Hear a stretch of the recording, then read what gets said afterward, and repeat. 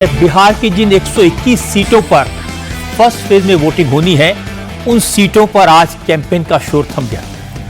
लेकिन प्रचार के आखिरी दिन नेताओं के बीच जबरदस्त जुबानी जंग हुई। बात धमकियों तक पहुंच गई। 2 एफआईआर दर्ज हो गई। एक एफआईआर केंद्रीय मंत्री ललन सिंह के खिलाफ हुई, दूसरा केस ओवैसी की पार्टी के उम्मीदवार के खिलाफ दर्ज हुआ। ललन सिंह ने मोकामा में लोगों से कहा, यहां एक शख्स है, बड़ा नेता बनता है, उसे वोटिंग के दिन घर से मत निकलने देना। जबकि ओवैसी की पार्टी के नेता ने तेजस्वी यादव को जीभ काट लेने, आंख निकाल लेने की धमकी दी। दोनों के खिलाफ चुनाव आयोग ने एक्शन लिया। 6 नवंबर को जिन सीटों पर वोटिंग होनी है, उनमें तेजस्वी यादव, तेज प्रताप यादव, सम्राट चौधरी, विजय सिन्हा, अनंत सिंह, ओसामा साहब जैसे कई बड़े और चर्चित नाम शामिल हैं। आज के कैंपेन में सभी पार्टियों का फोकस इन्हीं सीटों पर रहा। राजनाथ सिंह राघोपुर में बीजेपी के उम्मीदवार के लिए वोट मांगने पहुंचे, तो तेजस्वी की बहन रोहिणी आचार्य अपने भाई के लिए कैंपेनिंग करती दिखाई दी। रघुनाथपुर में ओसामा साहब के खिलाफ हिमंता बिस्वा शर्मा ने मोर्चा संभाला। योगी आदित्यनाथ ने भी 4 पब्लिक मीटिंग्स को एड्रेस किया। हिमंता और योगी की जोड़ी ने बिहार में क्या कमाल दिखाया। तेजस्वी ने वोटिंग से 48 घंटे पहले कौन सा दाव खेला, नीतीश कुमार ने उसका क्या जवाब दिया, ये सब मैं आपको बताऊंगा। लेकिन सबसे पहले आपको बताता हूं, आज बिहार के इलेक्शन में एक बड़ा ट्विस्ट आया। मुस्लिम उम्मीदवार ने तेजस्वी और मुकेश सहनी को घुटनों पर ला दिया। बिहार की यह सबसे बड़ी सियासी खबर है। गौराबोराम सीट से आई है। इस सीट पर मुकेश सहनी ने अपने भाई संतोष सहनी की उम्मीदवारी को वापस लेने का ऐलान कर दिया। मुकेश सहनी ने कहा, अब वो इस सीट पर आरजेडी के टिकट पर चुनाव मैदान में डटे अफजल अली को सपोर्ट करेंगे। असल में सीटों के बंटवारे में गौराबोराम की सीट वीआईपी पार्टी के खाते में आई थी, लेकिन इससे पहले लालू यादव अफजल अली को टिकट दे चुके थे। अफजल अली ने पर्चा भर दिया था। क्योंकि जिस दिन सीटों का बंटवारा हुआ उस दिन पर्चा वापस लेने का आखिरी दिन था, तो इस सीट पर मुकेश सहनी के भाई संतोष सहनी ने भी नॉमिनेशन फाइल कर दिया। लेकिन अफजल अली ने नाम वापस लेने से इनकार कर दिया। वो चुनाव मैदान में डटे रहे। तेजस्वी ने समझाया, एमएससी बनाने की ऑफर दी, लेकिन वो नहीं माने। आखिरकार आज कैंपेन खत्म होने के बाद वोटिंग से सिर्फ 40 घंटे पहले तेजस्वी और मुकेश सहनी को झुकना पड़ा। वीआईपी के अध्यक्ष मुकेश सहनी ने कहा, गौराबोराम सीट से वो अपने भाई सहनी की उम्मीदवारी वापस ले रहे हैं। उनके भाई ने भी अफजल अली के सपोर्ट में ही चुनाव से अलग होने का फैसला किया है। मुकेश सहनी ने कहा कि उन्होंने और तेजस्वी यादव ने अफजल अली को मनाने की कोशिश की, लेकिन वो नहीं माने। अब एक ही सीट पर महागठबंधन के 2 उम्मीदवार हैं, इसका फायदा एनडीए को मिलता, इसलिए उन्होंने संतोष सहनी का नाम वापस लेने का फैसला किया। क्योंकि मकसद महागठबंधन को जिताना है, तेजस्वी को मुख्यमंत्री बनाना है, और इसके लिए एक सीट जरूरी है। लेकिन सवाल है कि गौराबोराम में फर्स्ट फेज में वोटिंग होनी है। ईवीएम में वीआईपी पार्टी का इलेक्शन सिंबल नाव भी प्रिंट हो चुका है। अब उम्मीदवारी वापस लेने से क्या होगा? इस पर मुकेश सहनी ने कहा कि ईवीएम में दोनों पार्टियों का इलेक्शन सिंबल होने से खास नुकसान नहीं होगा। वोटिंग शुरू होने से पहले महागठबंधन कार्यकर्ता वोटर्स का कंफ्यूजन दूर कर देंगे। आपके कहने पे तेजस्वी यादव ने अफजल अली को निष्कासित कर दिया, उसके बाद कौन सी मजबूरी थी कि आप अपना नाम वापस ले लिए? तो पहले भी हो सकता था। नहीं, देखिए, हम लोग बहुत कोशिश कर रहे थे अफजल अली जी को समझाते, और यहाँ पे हमारे छोटे भाई लड़े, लेकिन वो नहीं समझे। और मुझे लगता है कि वो ना समझ पाए, तो दूसरे पक्ष को हमने समझाया, और दूसरा पक्ष संतोष सहनी समझ लिए। वो भी हमारे छोटे भाई हैं, ये भी छोटे भाई हैं, और एक भाई को त्याग करना था तो वो नहीं त्याग किए, तो संतोष सहनी त्याग किए। और इसका मैंने घोषणा किया, क्योंकि ये जीतेंगे तो महागठबंधन का सरकार बनेंगे, आपस में लड़ेंगे तो निश्चित तौर पे हमारी हार होगा, और जब हार होगा तो हमारी सरकार जो है आदरणीय लालू प्रसाद जी का विचार वाला सरकार वो नहीं बन पाएगी। मुकेश जी, जैसे कि आज आपने बैठने की घोषणा की है, चुनाव प्रचार का अंतिम दिन है, दूर दराज के गांव में कई ऐसे लोग हैं जो कि ज्यादा लिटरेट नहीं है, उन्हें नहीं पता है, लेकिन बैलेट पेपर पे नाव छाप भी दिखेगा और लालटेन छाप भी दिखेगा। हमने लोकल रिपोर्टिंग काफी की है, लोग आपके समर्थन में आ रहे थे, तो क्या लगता है इसका फायदा अभी भी एनडीए को मिल रहा है? थोड़ा बहुत 1500 वोट गलती के कारण मिल जाएगा, लेकिन बड़ा इंटरेस्ट देखिएगा। महागठबंधन का बड़ा वोट है, पहले का जमाना नहीं, सोशल मीडिया का जमाना है।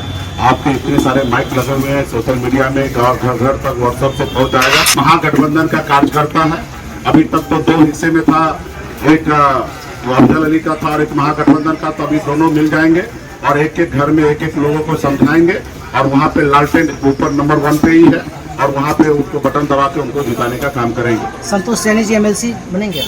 निश्चित तौर पे पार्टी लीडर है, यही विधायक का टिकट, सांसद का टिकट बांटते हैं, तो इनके लिए कोई संकट तो है नहीं।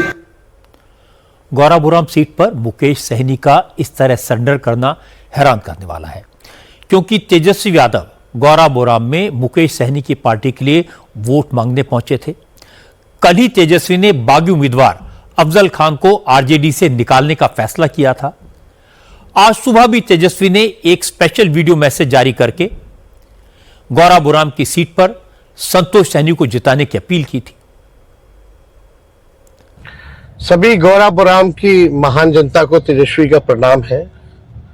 आप सब लोगों से हम अपील करना चाहते हैं कि एक एक वोट जो है नाव पर बटन दबा करके हमारे भाई संतोष सैनी जी को भारी बहुमत से आप लोग जिताने का काम करें।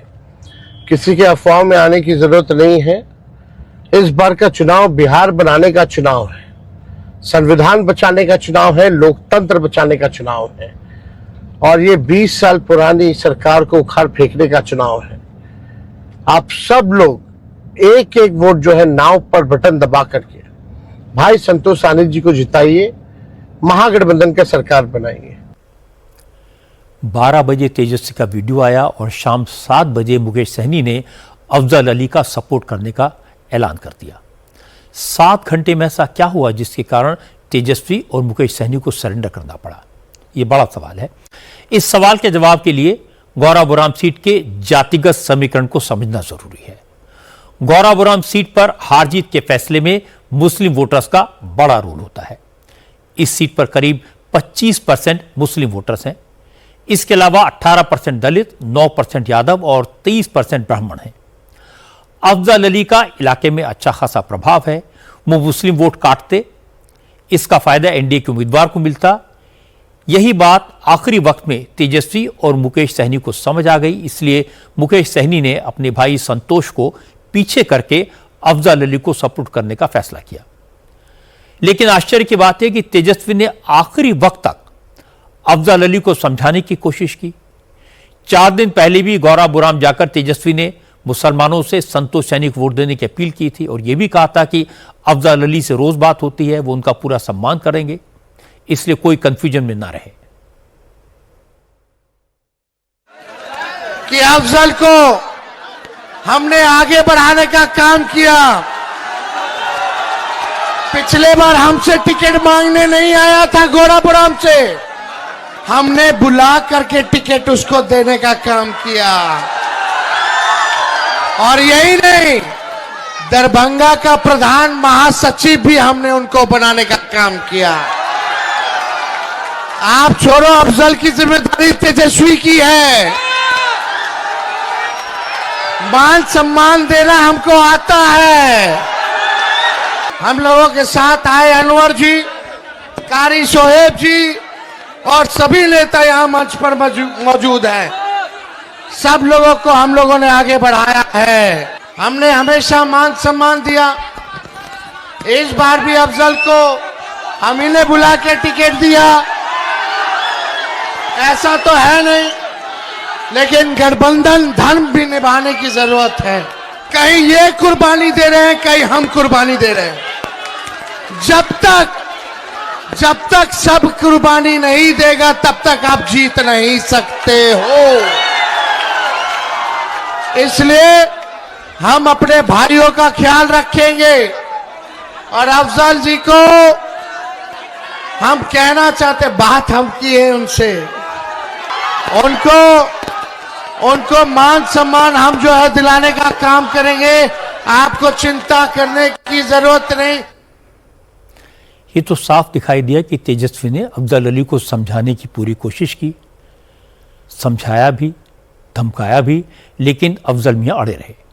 इसीलिए मुकेश सहनी को समझाना पड़ा। 2 दिन पहले ही, जैसा आपको दिखाया, तेजस्वी सहनी के लिए वोट मांगने गए थे। इसीलिए लास्ट मिनट पर यह कंफ्यूजन महंगा पड़ सकता है। लेकिन यह रिस्क तेजस्वी ने क्यों लिया, यह भी समझने की जरूरत है। असल में जिस दिन से तेजस्वी ने मुकेश सहनी को डिप्टी चीफ मिनिस्टर का चेहरा घोषित किया, उस दिन से असदुद्दीन ओवैसी बिहार के मुसलमानों को यह समझाने में लगे हैं कि तेजस्वी ने मुसलमानों के साथ धोखा किया। ओवैसी सीमांचल के इलाकों में नारे लगवा रहे हैं कि 3% वाला डिप्टी चीफ मिनिस्टर बनेगा और 17% वाला अब्दुल दरी बिछाएगा। मुसलमानों को बीजेपी का डर दिखाकर कब तक ठगा जाएगा। अब बिहार में ये नहीं चलने देंगे। ओवैसी के इस नारे का असर मुस्लिम वोटर्स पर हो रहा है। तेजस्वी को मुस्लिम वोट बंटने का डर है। इसी डर के कारण अफजल मियां की लॉटरी लग गई।